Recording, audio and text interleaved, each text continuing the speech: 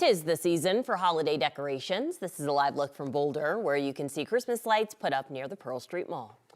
A chilly start and a beautiful sunset to start our December. Changes are expected this week, including a winter weather advisory. So let's get into it. 9 News meteorologist Chris Bianchi. Hey, Crispy. Hey, thanks so much. And yeah, we are going to be talking about here that potential for our first kind of meaningful snow of the season for us across the Denver area. 2 to 7 inches of snow. And I know that sounds like a big range. There's a reason for that. If you're watching me from the airport, you're closer to about 2 inches. If you're watching me from the south and west sides of the metro area, you're likely to end up closer to about 7 inches of snow. This comes tomorrow night, and especially for Wednesday morning. Wednesday morning going to be the prime time for those impacts. Mountains, heavier snow, that starts on Tuesday evening, and then that potential travel impact, again, highest for us on Wednesday morning. I would say in particular, it's that Wednesday morning rush that looks rough, though that Wednesday evening commute could also be impacted as well. Meantime, winter weather advisory, that issued just a few hours ago. That includes Denver. It's, by the way, the first winter weather advisory of the season for us. Denver, Boulder, as well as down into Castle Rock for us. Temperatures right now, it's on the chilly side. 32 here at the 9 News studios, 5 degrees for us at 10,000 feet up in Leadville. Radar's quiet right now. This is the storm that's going to bring us all that action on Wednesday. I'm going to have details on the snowfall totals across the metro area. That's coming up in just a couple minutes. Another building in Denver is turning into housing for people on the verge of homelessness. We're talking about the 120-year-old YMCA building downtown that's being converted. The Y says they were never able to fully recover their operations from the pandemic. 9 News reporter Spencer Soyster is along now. And Spencer, so the Y is going to sell this building to the Colorado Coalition for the Homeless. Yeah, the city of Denver says that the number of people experiencing street homelessness is actually down 45% from 2 years ago, but people experiencing homelessness is slightly up. So people are getting shelter, but they need that assistance. The coalition says this is because of the high cost of living in Colorado, and buying the Y's downtown building will help them better serve those people. Basketball was invented at the YMCA by James Naismith. Any old gym or building has history. We can take a walk down the hall and you'll see James Naismith on the wall, who worked at the downtown Denver YMCA many moons ago. The history at the current downtown Denver YMCA began 120 years ago, just a few years after basketball was brought to the city. Many years ago, the Y owned and operated 216 housing units that are up above us here. In 2001, the Y sold those units to the Colorado Coalition for the Homeless. Now in 2025, they've sold them the rest of the building. I think we've always said if there was ever an opportunity, we would love to partner if you're moving out. Kathy Alderman with the coalition said they were already planning to renovate those 200 plus units. Now the units will be bigger, and they can use the added space to provide on-site services like healthcare and case management. It is very likely that most of the funds that we use to renovate the property will either be local, state, or federal dollars, and that will help to determine who the property is made available to. Both sides say the deal makes sense, but won't say how much money's involved. Pre-COVID, we had a couple thousand members, and post-COVID, less than 1,000.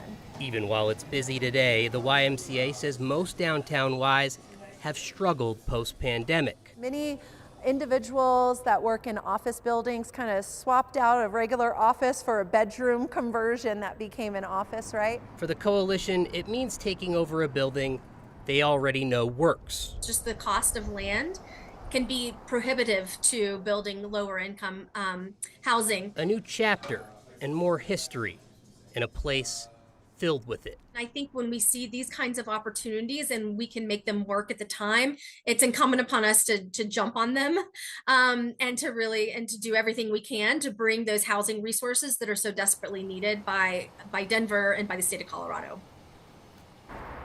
Despite its frequent strategy of buying buildings and turning them into housing, the city of Denver says it was not involved in this deal, though the mayor's office praised it. The Coalition for the Homeless says it plans to work with the city and the state in the future to help pay for those renovations. Live in Denver, Spencer Soyster, 9 News. Voters just gave Democrats control of Aurora City Council, and one of the first acts by Democrats is bringing back regular public comment. Voters tossed out the conservative majority in last month's election. Tonight, the new members took the oath of office, and not long after, council unanimously voted to bring public comment back to city council meetings. Public comment had been held before the meeting since the summer, so council members didn't have to sit and listen to citizens if they didn't want to. The Republican council majority had nixed public comments, even moved meetings online only due to public protests over the police shooting of a man named Kylan Lewis.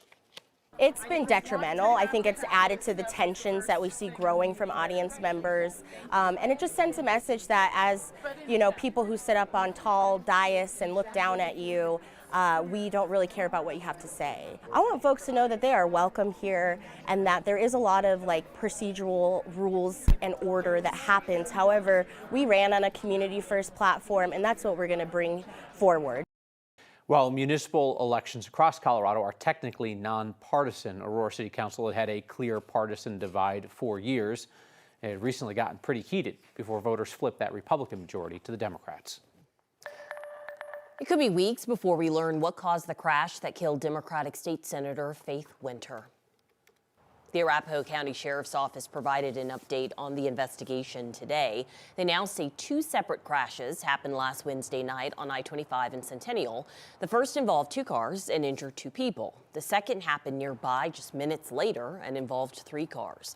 Winter was involved in that one. She was pronounced dead at the scene. The Sheriff's Office says they're still interviewing drivers, passengers, and witnesses to learn what led up to the crash. Our reporting partners at the Denver Gazette say a funeral will be held for Winter at the state capitol on Friday. The woman responsible for hitting and killing a teenager from Boulder may be placed in a halfway house just 6 months into her 4-year sentence. Eva Smolenskaya hit and killed Team USA cyclist Magnus White in 2023. He was 17 years old. In June, Smolenskaya was sentenced to 4 years in prison with the possibility of parole in 2027. Under state law, anyone sentenced to state prison may be considered for a halfway house up to 16 months before they become eligible for parole. White's family says they were blindsided by this news. We were deceived because this was never made aware to us. We were fully expecting that parole hearings, we'd have to argue there, and likely she would be let out. Because that's just the way the prison system works. But to have after only 3 months, or a few months, it just doesn't seem right. The community corrections referral still needs approval, and prosecutors in Boulder County said that they will strongly oppose her release. 2 people are dead after trying to get away from Aurora police in a car that was reported stolen. APD says the driver lost control today while trying to make a left turn onto East Alameda from South Peoria.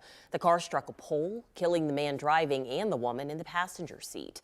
It's still not clear just yet when or where officers initially tried to pull that car over. The police investigation will include a look at the decisions made by officers to pursue the car. The Trump administration is rebranding the National Renewable Energy Lab, NREL. The Energy Department is scrapping the renewable part of the name, now calling it the National Laboratory of the Rockies.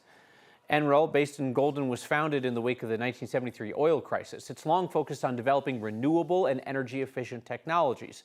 The Trump administration says the name change reflects their priorities, that they're no longer picking and choosing energy sources.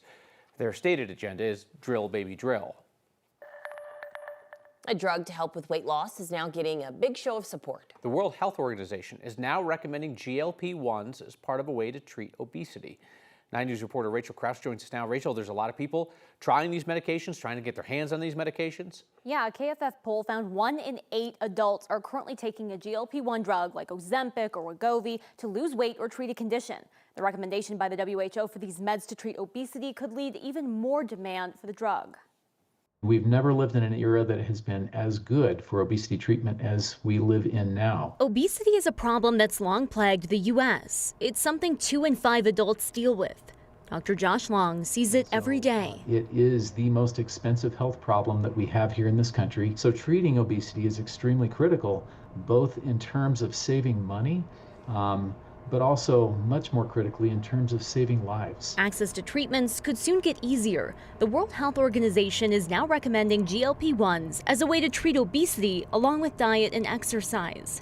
The about face comes as weight loss injections surge in popularity. I have mixed reactions. Long says GLP-1 medications can help people lose weight by suppressing a person's appetite, mimicking a hormone that tells the brain they're full. But these meds can be expensive, really expensive, and not everyone has a good experience. No, this is not something that works for everybody. It does go very well for some people, and for others, they may experience a variety of side effects that can be quite severe, sometimes leading to hospitalization. In the WHO's guidelines, they acknowledge that the medication alone can't solve obesity worldwide, but it can help, provided people can access the treatment. It's very seductive for people to think that there's one magic pill or one magic treatment that can resolve all of their problems in life. Long says many of his patients dealing with obesity feel isolated and alone. He says this medication, while imperfect, is progress. I do find that GLP-1s are giving some patients hope. Dr. Long says with GLP-1s, there are still a lot of unknowns. They're learning more about the med and how it works constantly. But he says if you're thinking about starting it, no matter what you want to use it for, make sure you're doing so under the supervision of your doctor. Rachel Krause, 9 News.